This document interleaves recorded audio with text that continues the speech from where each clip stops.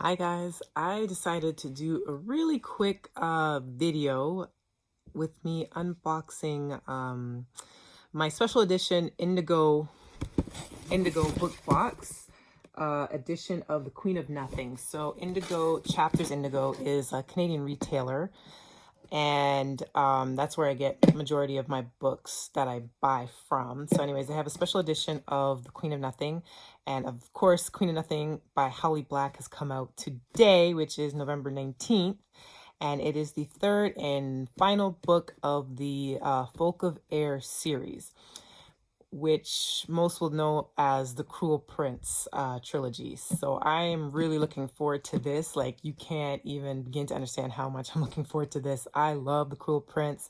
I love the Wicked King. This has been the most highly anticipated book for me.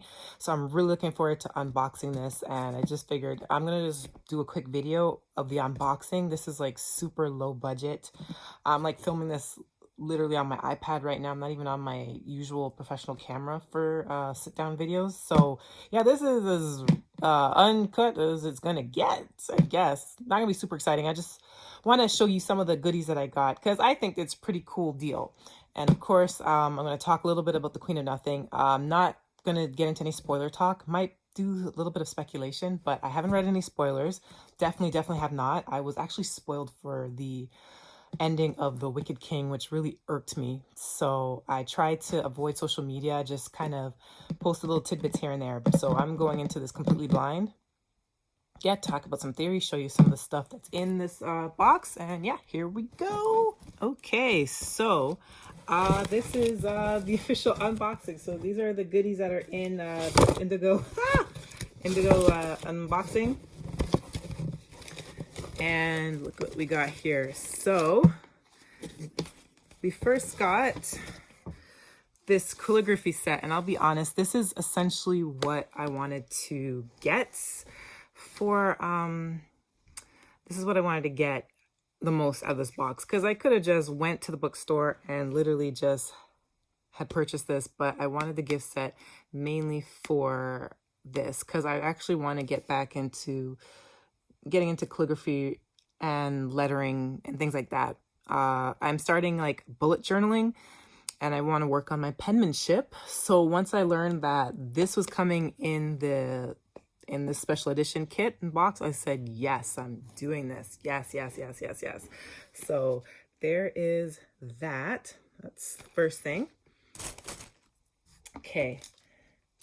Next, I got a bookmark, which actually is pretty nice. Says currently reading, which is one of the most used hashtags probably in my Bookstagram or Instagram blog about book blogging. That's probably one of the hashtags I use the most, is currently reading. I'm always reading something every week. So got a nice bookmark.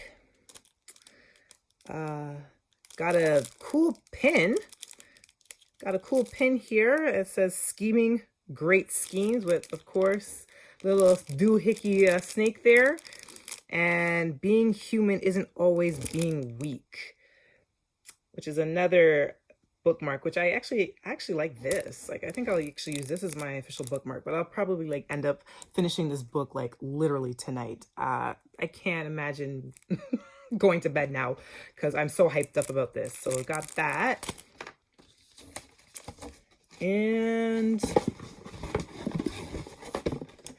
anything else? What I get?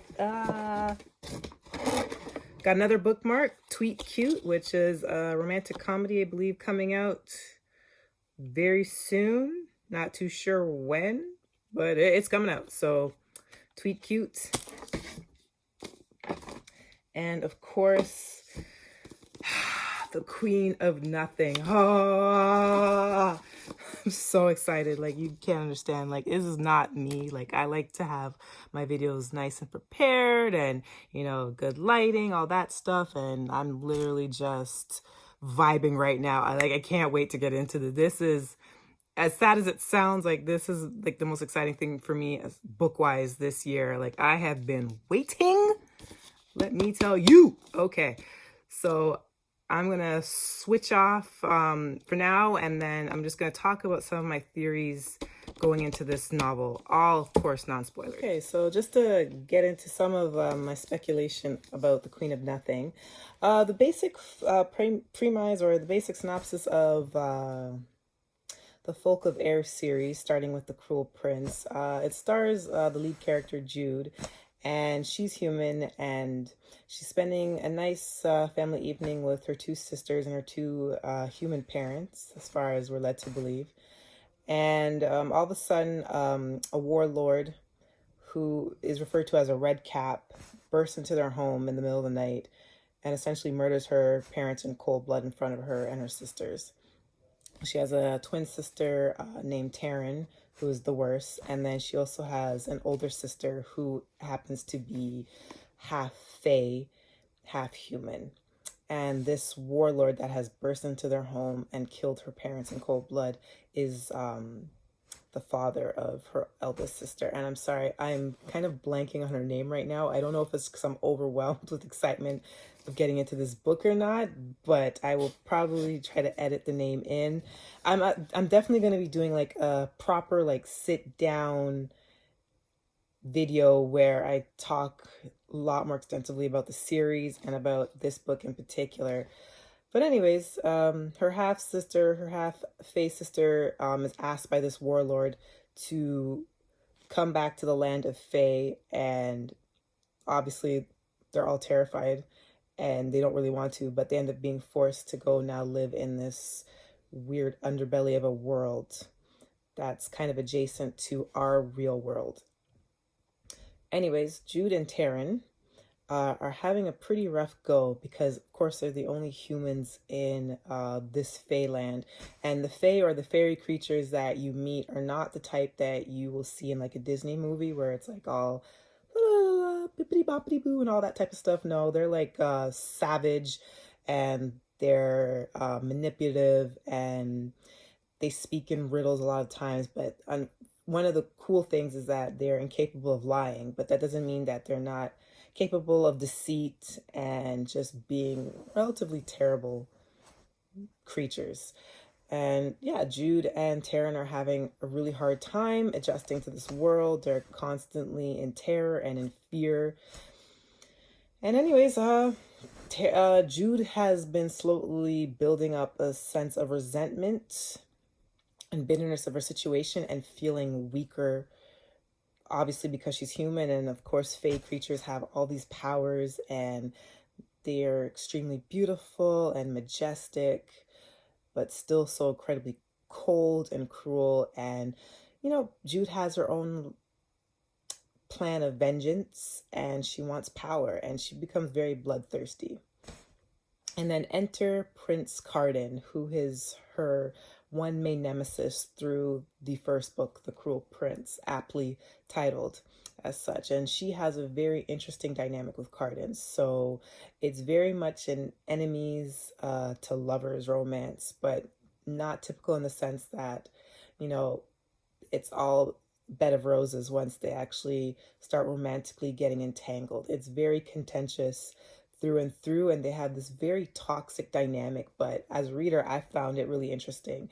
And I just love the idea of a female character that is just so incredibly bloodthirsty and has all this anger and resentment and bitterness towards the situation, because obviously it was very violent circumstances that brought her into this world, and she doesn't want to be brought back to the point of feeling weak again.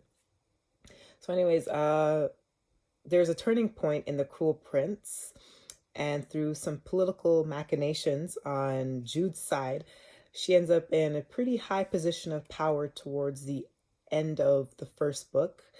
And she puts Cardan in a really tight spot, which he did not want to be in. And he obviously took it as a betrayal. And essentially, one way or another, told Jude, you know what? You're going to get what's coming to you. Don't think that this is going to go without being challenged. So that's how The Cruel Prince left off. That's me being as vague as possible, which leads into The Wicked King, which is the second installment. So now Jude is in a much higher position in the Fae land, in the Fae court, because of course she's dealing in a kingdom, because, you know, Prince Cardan, blah, blah, blah, blah. anyways, she's having a really hard time holding on to this newly acquired power that she was able to bring to herself in from the events of the previous book. And power is something that can make you vulnerable too, because you put yourself more in the line of fire. And when you're dealing with creatures that are not human and they're used to things being a certain way, and then having this this human character come in, shake things up, people are going to take issue to that, including Maddox, which is the red cap warlord father figure that ended up killing Jude's parents in the first book. They continue to have a very contentious relationship, and things definitely come to a head in The Wicked King. And The Wicked King leaves off on probably one of the coolest, most jaw-dropping cliffhangers. And it's almost like Jude is back to square one, if that's not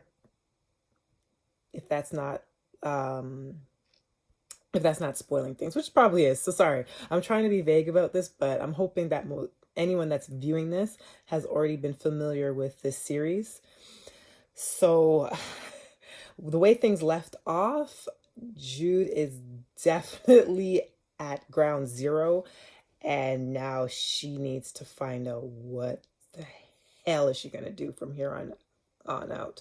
And the status of her relationship with Cardan is very much left up in the air. So it is something. I'm sorry if I'm looking all around here. It's like I'm just not used to filming with the iPad, but this was like the easiest, quickest setup for me. And I was so amped up and excited. I need to film something. I need to film this. Like, I'm so excited. As far as theories of Queen of Nothing or speculation, this is not spoilery at all, but I do not think there's going to be a happy ending. I definitely get the sense that either Jude or Cardan will cease to exist. More leaning towards Jude not surviving, mainly because there were some prophecies that were talked about in the first book, and they were very ominous.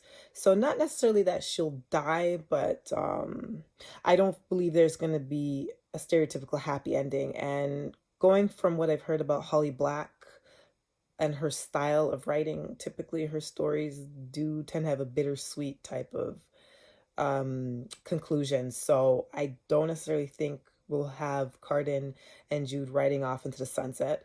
I'm hoping there will be some characters that die in this, not Jude or Cardan, but I know one of the fake characters in here that was extremely manipulative and drove me up the wall, by the name of Locke. I want him dead. I don't particularly like her twin sister, Taryn.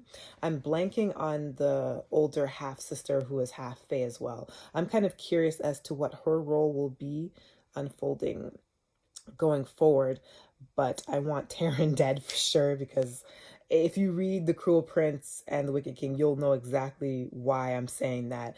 Probably one of the most aggravating antagonists in any young adult series that I have read in a very long time. There's something really fascinating about Jude's and her twin sister's dynamic. You would think because they're twins that they would be thick as thieves, and no matter what type of conflicts they would have some sort of resolution, and that because they're blood and because they're twins, you would think they'd be so linked that they would be more on each other's side. But even from like the earlier chapters, when you didn't really get a grasp on Taryn's character, there just seems to be like this air of tension between them, and it just continues to escalate and escalate and escalate. So I'm kind of hoping she's dead by the end of this book, but that might not happen. There was a couple of characters that had passed away in previous novels, and for whatever reason, I feel like the consequences of one of them dying will play a major role in this book, because again, there are some prophecies or some fables or something of the sort that was mentioned in The Cruel Prince that was pretty much an anvil on the head kind of foreshadowing. And I believe we're going to definitely get into that. And a lot of the actions that I thought was so cool that Jude was able to execute in The Cruel Prince will bite her in the behind. And the actions that she took in The Wicked King as well. I'm just I'm just like overwhelmed. Like I don't even know if I have any more big speculations. I feel like there's going to be a lot of bloodshed. I really don't expect a happy ending for any of these characters. Jude will probably be dead because why not just crush my heart and squeeze it to a pulp. Um, but I kind of hope that we get some really good moments between her and Carden. I really love that dynamic, and I didn't expect to, because there's something about the type of romance tropes with the enemies to lovers where one part of the relationship, someone is like a bully and purposely goes out of their way to antagonize their love interest. That's not really a dynamic that really intrigues me.